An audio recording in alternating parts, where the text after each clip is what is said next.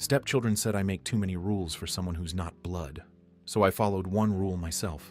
Stop paying for people who don't listen. Hello everyone, welcome to Reddit Visuals. You ever think you know what love looks like until you find out it can twist into entitlement so quietly you don't even notice until the damage is done? That's what happened to me. And I'll never ignore the red flags again. I'm David, 42, and for most of my life, I believed family was something you built, not something you had to be born into. I used to think that if you loved hard enough, worked hard enough, and stayed patient long enough, people would eventually see you as one of their own. Turns out, love doesn't fix selfishness, and patience doesn't make parasites into partners. When I met Emily 7 years ago, I wasn't looking for a relationship. She was warm, funny, a single mom with twins, Jacob and Jenna, 17 at the time. They were polite at first, reserved, the kind of quiet kids who answer questions with one word and avoid eye contact. I respected that. Teenagers are a lot to deal with, especially when some guy is dating their mom. I figured they'd warm up to me over time if I was patient and consistent. Emily and I dated for a year before she and the twins moved into my house. A modest 2-story place I'd bought after years of working in construction management. I wasn't rich, but I was comfortable. Mortgage paid off early, good savings, nice yard, quiet neighborhood where people actually waved at each other. I wanted to share it. I thought I was giving them stability, a fresh start, a home that felt safe. What I didn't realize was that I was inviting chaos into peace, and once chaos knows your address, it never fully leaves. It started small, the way rot always does. Jacob would forget to take out the trash until it was overflowing and attracting flies. Jenna would leave her dishes in the sink for days, crusted food turning into science experiments. Emily would sigh and say, "They're just teenagers, David. Don't make a big deal out of it." I didn't, at first. But when the small things pile up week after week, month after month, you start to drown in them. You start to feel like a landlord in your own home instead of a partner in a family. So after about 6 months of this, I made house rules. 5 simple ones. I typed them up, printed them out, laminated the list, and stuck it on the fridge like a normal stepdad trying to keep some order in the house. 1. Everyone cleans up after themselves. 2. No phones at the dinner table. 3. Curfew at 10 on school nights, midnight on weekends. 4. Ask before bringing friends over. 5. Respect everyone's space and belongings. That's it. Nothing crazy, nothing unreasonable. These were the same rules my parents had for me growing up, and I turned out fine. But you'd think I'd handed them a prisoner handbook from Alcatraz. Jenna rolled her eyes so hard I thought they'd get stuck. Jacob muttered under his breath, loud enough for me to hear, "You're not even blood, you can't tell us what to do." Emily laughed awkwardly, that nervous laugh people do when they know something's wrong but don't want to address it. "They're just being dramatic, honey." But she didn't correct them. She didn't say a single word to back me up. And that silence? That silence told me everything I needed to know about where I stood in this family hierarchy. Over the next few months, they started pushing, testing boundaries like scientists running experiments. Coming home at 11, then 11:30, then midnight, always with some excuse about losing track of time or their phone dying, ignoring chores completely, blasting music at 1 in the morning on a Tuesday when I had to be on a job site at 6. Once I came home from a long day dealing with permit issues and found Jacob's friends in my living room, 5 of them, eating an entire party-sized pizza they'd ordered on my credit card and playing video games on my 70-inch TV with the volume cranked. No one had asked. No one had even texted. I asked them to leave, calmly, politely, like a reasonable adult. Jacob threw his controller onto the couch and said, "You always act like this is your house." I just stared at him. I could feel my blood pressure rising, that hot prickle behind your eyes when you're trying not to lose it. "It is my house, Jacob." He smirked, that cocky teenage smirk that makes you understand why some species eat their young. "Not for long. Mom says when you guys get married, it's ours too. Community property or whatever." I didn't respond, because if I had responded in that moment, I would have said something I couldn't take back, something that would have blown the whole thing up right there. So I just nodded, turned around, and went to my room. That night, I couldn't sleep. I lay there staring at the ceiling fan going in circles And I realized something that made my chest tight. My home didn't feel like mine anymore. It felt like I was intruding in my own space, like I was the guest who'd overstayed his welcome. A few days later, I sat Emily down after the twins went to bed and told her we needed to get on the same page about discipline. She sighed like I was ruining her evening, like I'd just asked her to help me move furniture. They're good kids, David. They just need time to adjust. It's only been 6 months. I said, time? Emily, they need consequences. They need to know that actions have results.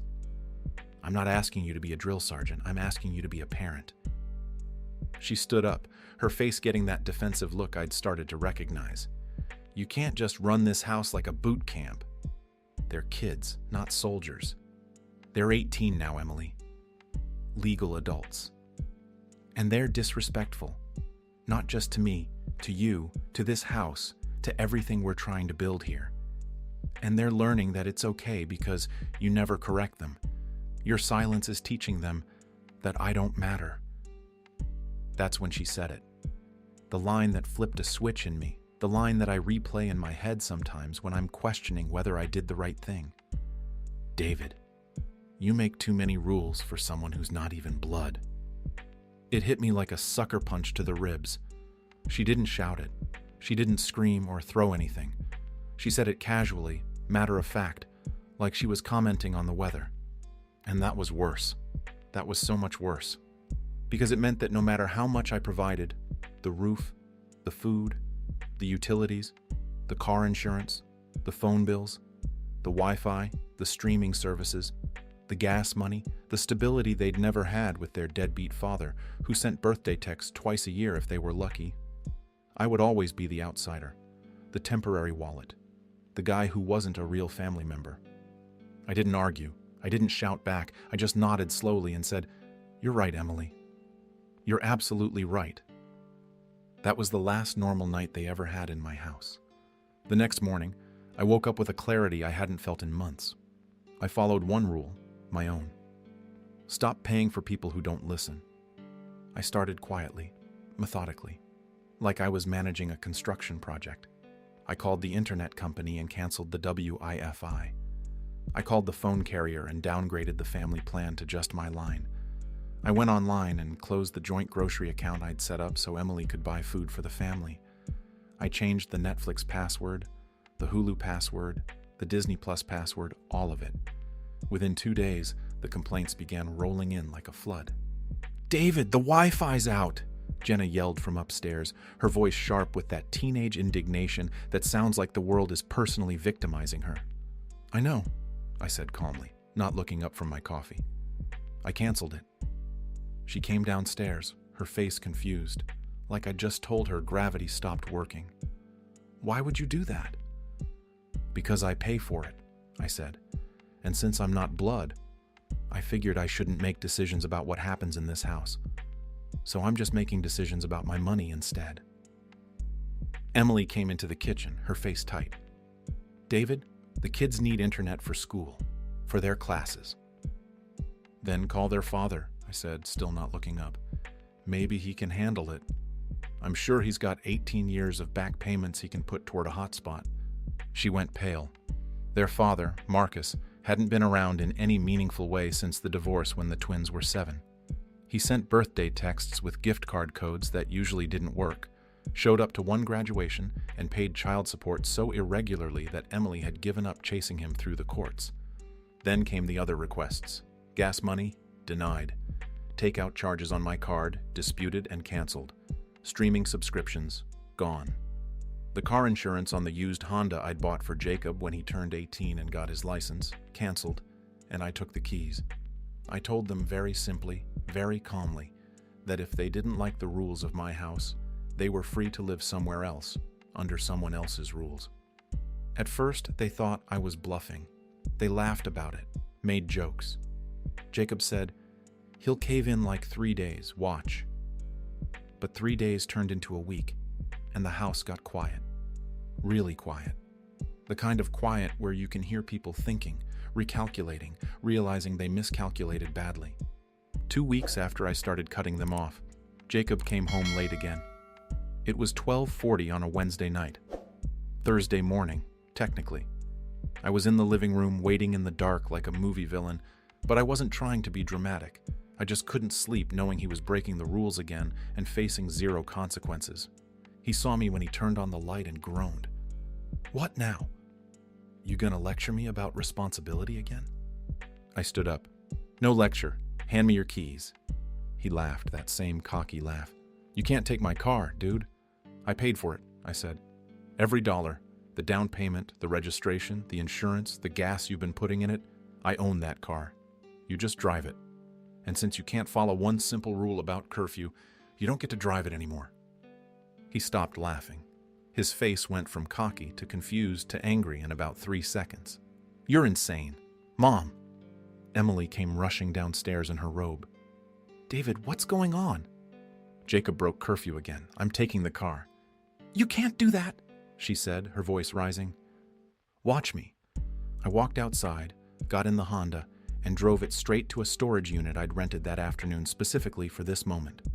I parked it, locked it, pocketed the keys, and took an Uber back home. The whole thing took 40 minutes. When I walked back through the door, Emily was furious, shaking, her face red. "You can't treat my kids like this. You're being controlling. You're being abusive." I stopped and looked at her, really looked at her. "They're not kids, Emily. They're 18. Old enough to vote, old enough to join the military, old enough to sign contracts, old enough to disrespect me, old enough to handle the consequences." She was breathing hard, like she'd just run a mile. "You're tearing this family apart." I said slowly, carefully, "No, Emily, you are. By letting them believe that this house is theirs when they've earned nothing, by letting them think I'm just some guy you're dating who they can ignore. I've been here for 2 years. I've paid for everything, and you've never once stood up for me, not once." That night, Jenna screamed from her room that I was evil, that I was a narcissist, that she hated me. Jacob punched a hole in his bedroom wall, and when I told him he'd be fixing it himself, he laughed bitterly. Emily packed a bag, her hands shaking, and said she was taking the twins to her sister's place across town until you calm down and start acting like a rational adult. I just nodded and opened the front door for them, held it open, watched them leave.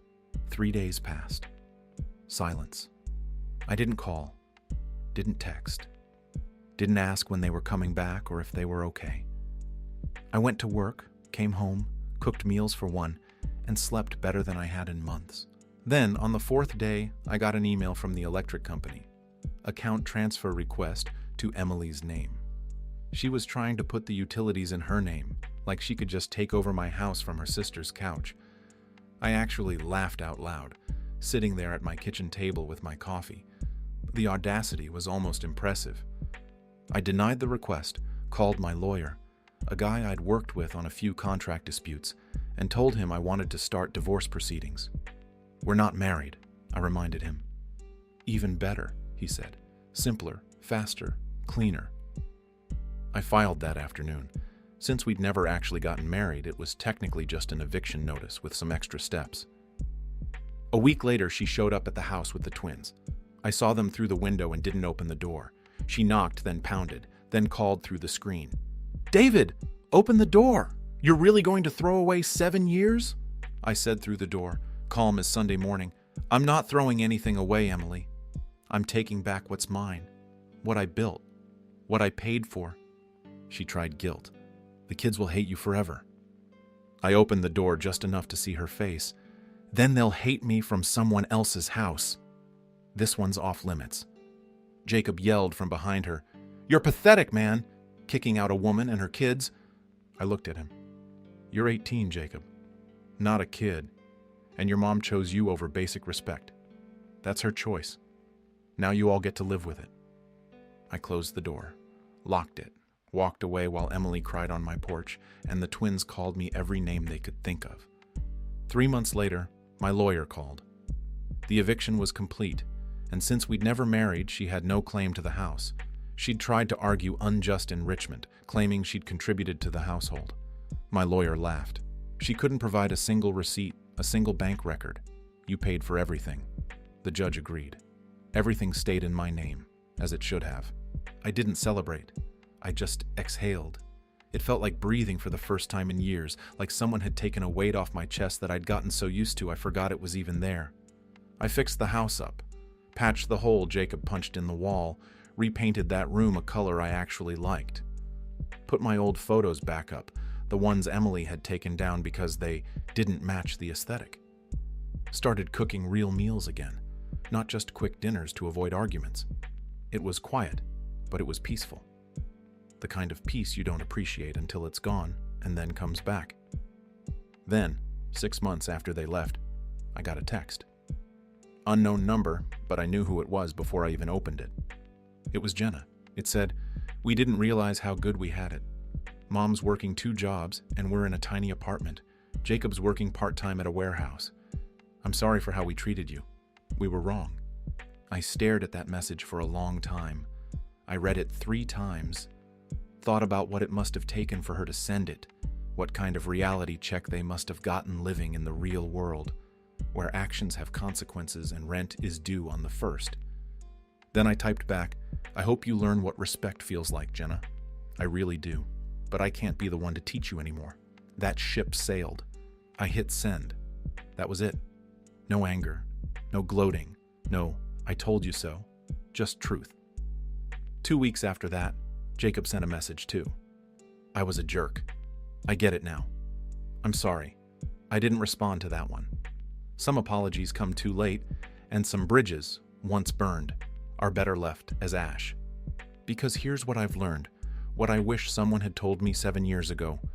People who use blood as an excuse for bad behavior will bleed you dry if you let them. Family isn't who shares your DNA. It's those who share your values, your respect, your effort. And once someone shows you they can't do that, you owe them nothing. Not your peace, not your money, not your home, not your future. I don't regret the divorce. I don't regret cutting them off. I regret not listening to myself sooner, not trusting my gut when it was screaming at me that something was wrong. Because the day I stopped paying for people who don't listen, I bought back my dignity, my peace, my life. Last month, I started dating again. Met a woman named Sarah, no kids, never married, owns her own business. We went to dinner and she said, "I believe in building something equal, where both people contribute." I almost cried into my pasta. It's amazing what you'll tolerate until you remember what you actually deserve. So what do you think? Was I the jerk for following my own rule and letting them face the consequences of their choices? Or was it about time someone taught them what accountability really looks like? Let me know in the comments below. I read everyone, and trust me, I've heard every opinion under the sun on this one. And if you enjoyed this story, don't forget to like and subscribe. It really helps the channel grow, and it lets me know you want more real stories about real boundaries. Thanks for listening.